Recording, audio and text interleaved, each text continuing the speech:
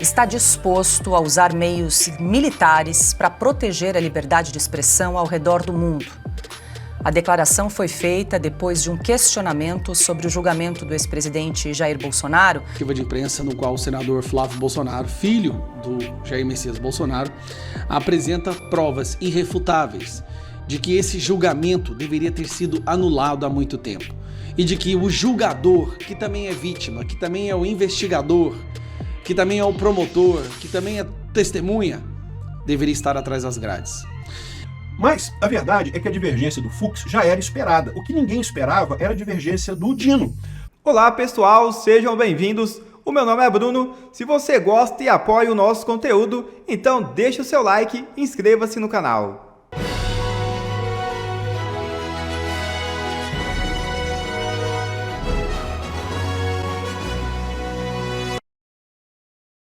PCC oficialmente incluído na OFAC.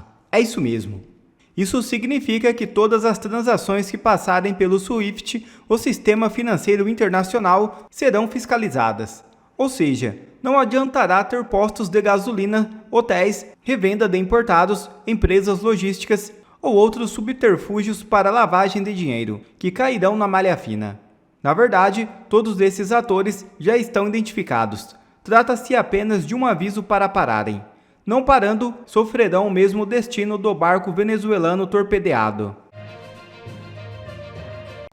O presidente dos Estados Unidos, Donald Trump, sobe o tom nas ameaças contra o Brasil. Donald Trump não tem medo de usar o poder econômico e militar para proteger a liberdade de expressão em todo o mundo, declarou a porta-voz da Casa Branca, Karoline Leavitt. A declaração ocorreu durante coletiva de imprensa em Washington, quando questionada sobre o julgamento do ex-presidente Jair Bolsonaro no Supremo Tribunal Federal.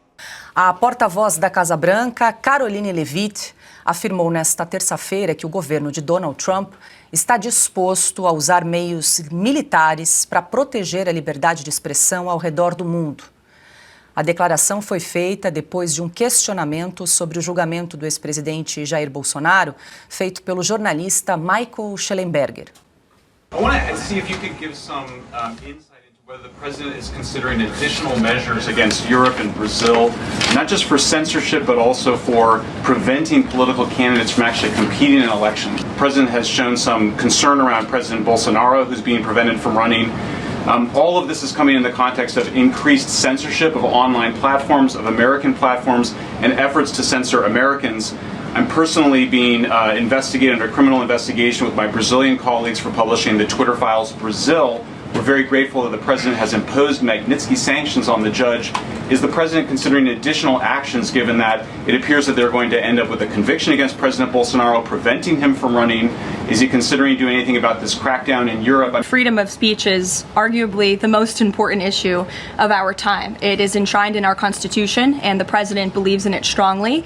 He himself faced censorship in his road back to this beautiful Oval Office here in Washington, D.C., so he takes this very seriously, as does, I know, the Vice President of the United States and the entire Trump administration, which is why we have taken significant action with regards to Brazil in the form of both sanctions and also leveraging the use of tariffs to ensure that countries around the world are not punishing their citizens in this way. And at the same time, the president is, while he's leveraging the United States to safeguard our interests abroad, he's also making sure that freedom of speech remains here in the United States of America. So I don't have any additional actions to preview for you today, but I can tell you this is a priority for the administration, and the president is unafraid to use the economic might, the military might of the United States of America to protect free speech around the world. Eita, Ana! Donald Trump não vai poupar aí o uso de poder econômico, poder militar para a defesa da liberdade de expressão. Conta como é que essa entrevista repercutiu aí nos Estados Unidos, porque aqui realmente deu uma boa chacoalhada. Mais uma, né, Ana? Mais uma, Paula, mais uma. Como se não bastassem todas essas que nós brasileiros estamos levando, né, aí no Brasil. Paula, veja bem, alguns pontos.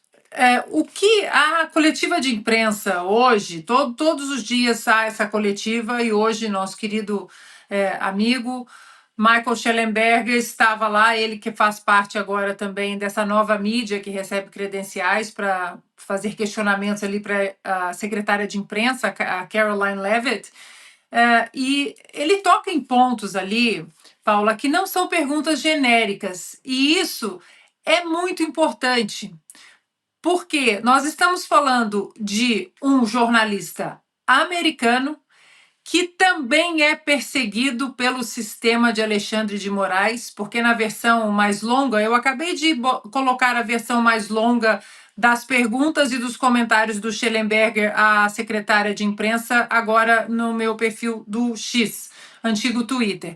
Ele menciona que ele também está sob investigação por ter divulgado os Twitter Files Brasil em 2023. E que se isso é uma preocupação do presidente americano, porque ele menciona nominalmente o impedimento a concorrer a cargos públicos, a correr nas eleições presidenciais do presidente Bolsonaro, ou seja, todos os nomes que precisavam e verbos que precisavam ser ditos ali, o Michael Shellenberger trouxe. A agenda do presidente Donald Trump é uma agenda muito clara. Desde a campanha em novembro de todo o ano de 2024, até a eleição em novembro de 2024, até aqui todas as políticas empregadas, todas as ordens executivas, é uma agenda muito transparente. E no topo dessa agenda está o combate veemente à luta contra a censura no mundo. O Michael agora está envolvido no caso dos Twitter Files França. Ou seja, é um grande soldado na defesa da liberdade de expressão, Paula.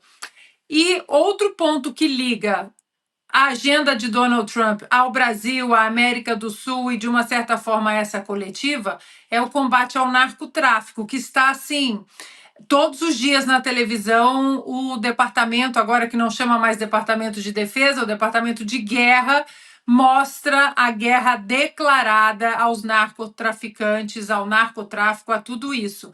E dentro desse contexto, dessa agenda muito transparente, a administração Donald Trump, como a própria Caroline Leavitt disse, é muito importante o vai e vem de informações livres, que a censura é um grande empecilho à resolução de vários problemas nos Estados Unidos e no mundo. Então, que antes de solucionar vários problemas econômicos, problemas sociais, enfim, políticos, é preciso ter o livre acesso às informações.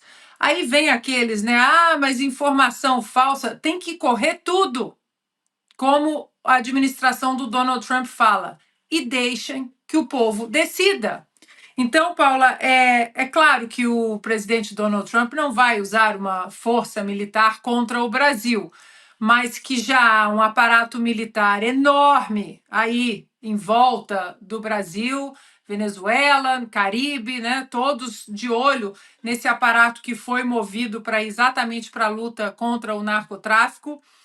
É bom algumas pessoas em Brasília ficarem de olhos abertos. Pode ser que um porta-aviões apareça por lá.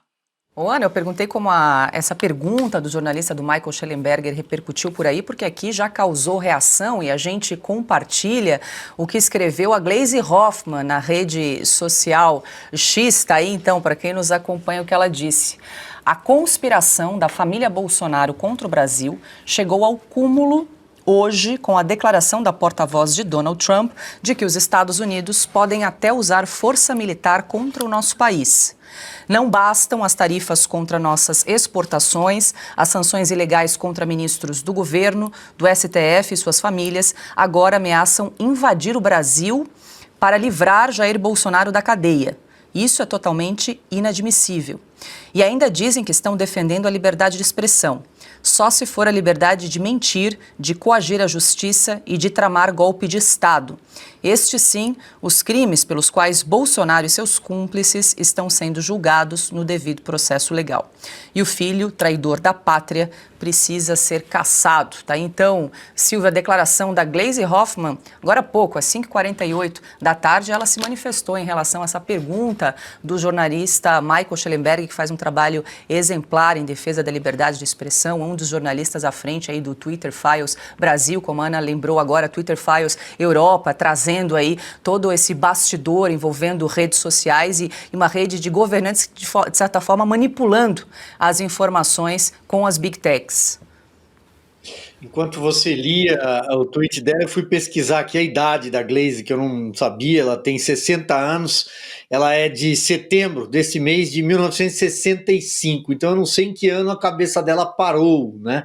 Talvez algumas palavras faltaram ali, tenham faltado no tweet dela, falar sobre os Yankees, o imperialismo Yankee e ameaças à Guerra Fria, fazer algumas menções ao passado, à década de 70 também. É algo muito empoeirado, né? Um pensamento completamente ultrapassado do PT, dessa esquerda. E aí, a essa esquerda, eu somaria a fala do Flávio Dino, hoje, durante o voto dele. Afinal de contas, alguém que largou a magistratura, ele era um juiz no início de carreira e largou a magistratura para ser militante do Partido Comunista do Brasil, o PCdoB, foi deputado pelo PCdoB, depois foi trocando de partido, de sigla, né? Simplesmente por arranjos eleitorais, porque se tornou governador do Maranhão, foi eleito senador, abandonou o povo para usar a toga, não exerceu sequer um mês de mandato no Senado.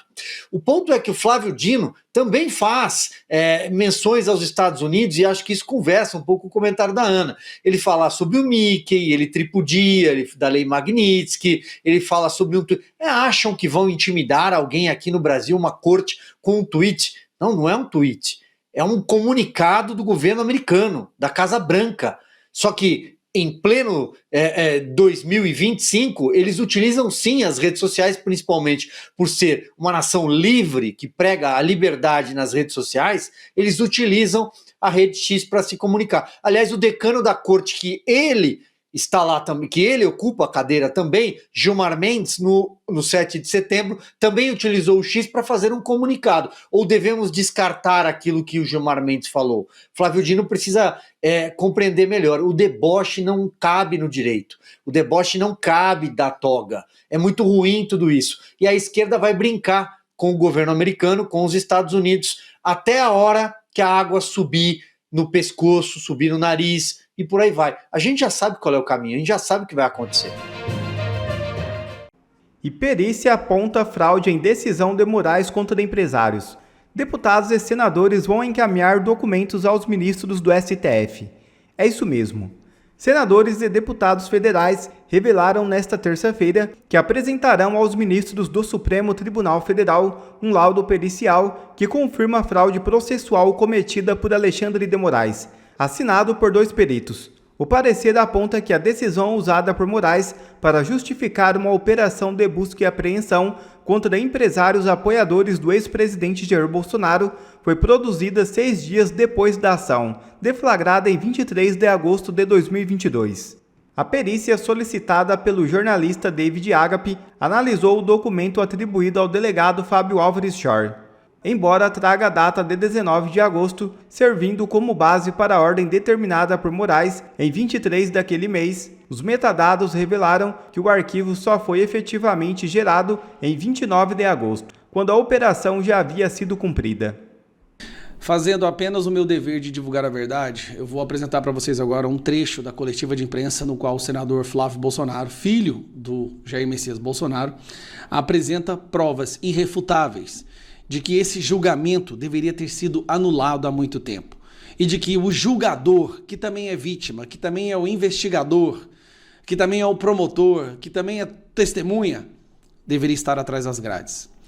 A Vaza Toga está tomando proporções absurdas. E eu volto a dizer, nós precisamos tornar prioridade a CPMI da Vaza Toga. Bom, esse trecho eu vou só deixar passar e eu quero que você assista. Vamos lá. Fala com tanto ódio, Parecia o líder do governo do PT no Supremo, proferindo palavras sem embasamento jurídico, sem vinculação com absolutamente nenhuma prova, como quem está ali praticando uma vingança, porque na cabeça dele parece que Jair Bolsonaro queria matá-lo, é o que ele é acusado, é o que Alexandre de Moraes acusa Bolsonaro, uma das acusações, né? Como se tivesse alguma participação no tal plano verde-amarelo, punhal verde-amarelo. Então a ficção desse plano punhal verde-amarelo é na mesma proporção da ficção desse voto de Alexandre de Moraes. E de ontem para hoje, a gente conseguiu algo que é muito raro de se ver, com provas. Aqui sim, com provas, que é a manipulação de um processo judicial, em especial por um ministro da mais alta corte do judiciário desse Brasil. O ex-assessor dele denunciou uma série de coisas da Comissão de Segurança Pública na semana passada, e hoje chegou uma perícia confirmando o que ele havia denunciado, em especial a manipulação processual por ocasião de uma busca e apreensão determinada pelo Alexandre de Moraes contra um grupo de empresários lá nas eleições de 2022, enquanto o Tagliaferro denuncia que foi procurado pelo juiz assessor de Moraes para ajudar na fundamentação desta decisão, que já havia tido seus efeitos iniciados, já que a busca e apreensão já havia acontecido. Dias depois, Tagliaferro é procurado, diz que ajudou no mapa mental e uma série de outros detalhes nessa decisão do Alexandre de Moraes, porque tinha pego muito mal para o Alexandre de Moraes dar uma decisão apenas com base em uma matéria de imprensa. Então, ele dá essa ajuda, devolve ao juiz auxiliar do Alexandre de Moraes e que volta para o processo. E pasmem, a perícia que foi feita não foi sequer ainda sobre o que denunciou o Tagliaferro. A perícia, um parecer técnico, está aqui, um parecer técnico, exame documentoscópico digital. Quem solicitou foi um jornalista com coragem, David Agape, e foi feito por dois renomados peritos, Reginaldo Tirotti e Jaqueline Tirotti. O que diz essa perícia? Confirma que a sentença dada por Alexandre de Moraes foi redigida 6 dias após a sentença ter sido dada. Com data retroativa, portanto. A sentença foi produzida 6 dias depois e lançada como se tivesse sido feita no dia que ele tomou a decisão. E o mais interessante, como eu disse, que não é uma perícia feita sobre o documento fornecido por Tagliaferro. Foi feita com base no próprio documento do Supremo Tribunal Federal, que é público. Foi extraído da página do STF. Esta parte é a parte mais escandalosa que deveria hoje tomar todo o noticiário brasileiro. Não é um documento que o Tagliaferro ofereceu. O Tagliaferro fez uma denúncia e apresentou provas. O jornalista foi no site do STF, baixou o arquivo, analisou os metadados desse arquivo e viu lá que aquele arquivo havia sido gerado dias após a operação policial, que fez busca e apreensão e bloqueio de contas dos maiores empresários do Brasil por conta de um joinha e uma frase, que eu volto a repetir, a frase era a seguinte: entre Lula e um golpe, eu prefiro um golpe. Depois eu posso falar, entre Lula e perder o meu braço, eu prefiro perder um braço, tá? Mas essa frase, juro, acarretou na busca e apreensão. Só que o Alexandre de Moraes, como ele sabe que ele está numa situação que ele jamais vai precisar responder a nada do que ele faz e tem o apoio da imprensa do lado dele, principalmente da Rede Globo, ele se sentiu empoderado de fazer uma busca e apreensão, de acordo com as provas. E depois, quando foi cobrado de uma justificativa, mandou fabricar um relatório para justificar uma busca e apreensão retroativamente. Quantas outras pessoas no Brasil sofreram a mesma coisa? Quantas outras buscas e apreensões foram pelo mesmo procedimento? Aqui em casa, eu sofri busca e apreensão. Será que foi a mesma coisa? Será que só depois foi feito um relatório? Uma pessoa que é pega numa situação como essa, não importa qual a posição de autoridade que ela ocupe, ela deveria ser sumariamente retirada do cargo. Sumariamente. Imagine, qualquer juiz do Brasil que é pego fazendo isso, imediatamente ele é suspenso. Imediatamente. Mas no caso do Alexandre de Moraes, ele é ovacionado pela imprensa e pela esquerda brasileira. Parabéns por agir de forma ilegal, ditatorial, para perseguir aquelas pessoas que nós não gostamos. Isto sim é democracia. E essa pessoa hoje está julgando para condenar o maior líder político que o Brasil já viu. Condenar porque houve sim indignação que foi se avolumando no Brasil devido a ações como essa. Essa busca e apreensão na casa desses empresários, que agora se mostrou uma busca e apreensão ilegal. Então, o Alexandre de Moraes, ninguém esperava nada diferente dele, né? Agora, eu vou te falar um negócio. O Dino já foi uma surpresa. Como a gente falou, na parte da manhã teve a surpresa do Fux. O Fux já brigou com o Alexandre de Moraes na parte das preliminares. Né? Preliminares são questões que definem se vai ser julgado ou não o mérito, né? E como a gente falou no vídeo mais cedo, o Alexandre de Moraes negou todas as preliminares. Isso já era, mais uma vez, já era esperado. O Alexandre de Moraes faria isso mesmo. Mas o Fux deixou claro que ele vai questionar as preliminares no voto dele, né? E aí o Alexandre de Moraes falou, não, mas essas preliminares já foram todas afastadas no julgamento da recebimento da denúncia. No que o Fux falou, não, elas foram afastadas no recebimento da denúncia, não no julgamento do mérito. E eu já expliquei no vídeo mais cedo que isso tem diferença. Uma coisa é você aceitar fazer o processo, investigar, né, ver se realmente tem culpa ou não. Agora, outra coisa é você condenar no mérito. É a mesma preliminar? É a mesma preliminar. Mas a gravidade dessa preliminar mudou agora. Agora não é mais a mesma coisa. Antes era só para investigar. Agora é para condenar. Então existe sim, isso é pacífico na doutrina, a possibilidade de você permitir a preliminar ou ignorar a preliminar no recebimento da denúncia, mas aceitar ela na questão da condenação, né? O Alexandre de Moraes ficou todo sem jeito ali quando o Fux falou isso, porque indica que o Fux vai divergir, inclusive nas preliminares. E por que isso é importante? Eu estou me repetindo, né? Eu falei isso tudo no vídeo de manhã, mas de repente você não assistiu meu vídeo de hoje de manhã. Então, por que isso é importante? Porque talvez a Carmen Lúcia e o Zanin não estejam preparados para divergir no mérito, para dizer que Bolsonaro é inocente. Talvez eles não estejam preparados para isso. Mas talvez eles estejam preparados para acompanhar o Fux numa questão preliminar, por exemplo, de que não é o STF o palco a ser, o juízo a ser julgado esse caso, que teria que ser ou o plenário do STF, não a primeira turma, ou então que teria que ser jogado isso para a primeira instância, né? Então, pode ser que uma preliminar seja uma coisa mais simples. Por quê? Porque lembra, pode ser muito dolorido para Carmen Lúcia e para o Zanin dizer que Bolsonaro é inocente. Então vamos supor que o Fux chega à conclusão de não, Bolsonaro é inocente, não tem nada aqui, acabou. Beleza, divergiu o voto dele. Só que o Zanin, para acompanhar isso, é complicado, né? Dizer que Bolsonaro é inocente é muito duro para ele falar isso. Agora ele dizer que, não, não é o STF que deveria julgar ele, deveria ser a primeira instância. Ou não é a primeira turma que tem que julgar ele, tem que ser o plenário. Isso é uma coisa que talvez eles possam acompanhar o Fux. E se acompanharem o Fux, mais uma vez esse julgamento vai para o beleléu, porque aí você muda a competência do julgamento, aí tem que começar tudo de novo, aí não vai ser o Alexandre de Moraes, então, enfim, essa é a história. Mas a verdade é que a divergência do Fux já era esperada. O que ninguém esperava era a divergência do Dino, porque o Dino condenou todo mundo, disse que todo mundo é culpado e coisa e tal, mas olha só o que ele colocou aqui, ó. Acompanhando o relator com afastando as preliminares para facilitar a vida da secretária da sessão. Muito engraçado, né? O Dino está se divertindo, né? O pessoal ali está se divertindo na coisa, né?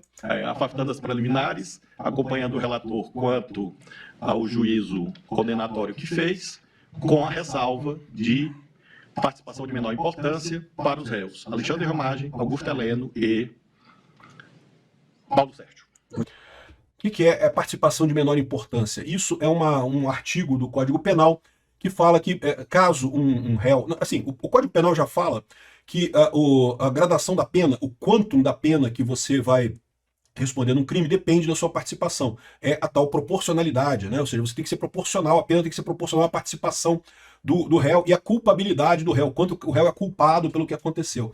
Então, normalmente é assim. Mas, além disso, existe uma cláusula específica de participação de menor importância que permite o juiz reduzir a pena em 1/6, se não me engano, alguma coisa assim. Não é uma redução muito grande, não, tá? Em termos de diminuição de pena, não é muito grande, não. Mas, de qualquer forma, o que acontece nesse caso? Ele está declarando que todo mundo é culpado, mas tirando pena dessas pessoas, né? Do Ramagem, do Heleno e do Paulo Sérgio. Esses teriam uma participação reduzida na visão do Flávio Dino. E por que isso é importante? Isso é importante porque abriu uma divergência. Isso é uma divergência. Já não é um voto só, o voto do Alexandre de Moraes. O que isso indica? Bom, do ponto de vista prático, isso significa que agora, desse jeito, do jeito que está o julgamento agora, já cabe o recurso infringente, já pode ser jogado isso para a turma principal lá para o plenário do STF, né? Então isso já tem isso de importância, mesmo sem o voto do Fux. Muito embora a gente imagine que o voto do Fux também vai permitir esse tipo de coisa, também vai ter uma divergência talvez até maior que a do Dino. Mas tem um outro aspecto nisso daqui, né? Porque pode indicar que o Dino, justamente ao divergir do Alexandre de Moraes, está querendo se dissociar do Alexandre de Moraes. Lembra? Há uma acusação de desvio de direitos humanos, né? Os Estados Unidos fizeram a acusação de que o Alexandre de Moraes está violando os direitos humanos nesse processo, justamente por não respeitar o devido processo legal, e dessa forma o Flávio Dino pode dizer que, não, mas olha só, mas eu não concordei com ele 100%, não, eu diminuí a pena, eu coloquei uma cláusula de diminuição de pena aqui para dar uma aliviada nessa história, para ficar uma coisa um pouco menor e coisa e tal, né? Para indicar que não está junto com o Alexandre de Moraes. Todo mundo sabe que o Flávio Dino está junto com o Alexandre de Moraes, tanto que votou pela condenação de todo mundo, né? Mas isso mostra essas duas coisas. Primeiro, que a coisa vai para o plenário do STF inevitavelmente. Então, por mais que a condenação do Bolsonaro possa sair agora, e com todas as condições que aconteça, muito provavelmente a conclusão desse julgamento só aconteceria no ano que vem. É muito difícil isso chegar no plenário e ser votado esse ano ainda, né? Outra coisa que a gente pode dizer disso daqui é que o Flávio Dino tá com medo. E é para estar mesmo, porque a situação do Alexandre de Moraes vai piorar muito depois desse julgamento. Os outros ministros vão ter um certo receio de continuar nessa coisa toda aí, nesse alarde todo que eles estão fazendo, né? Isso se não chegar o nosso porta-aviões do Paranoá, que tá todo mundo ansioso para receber.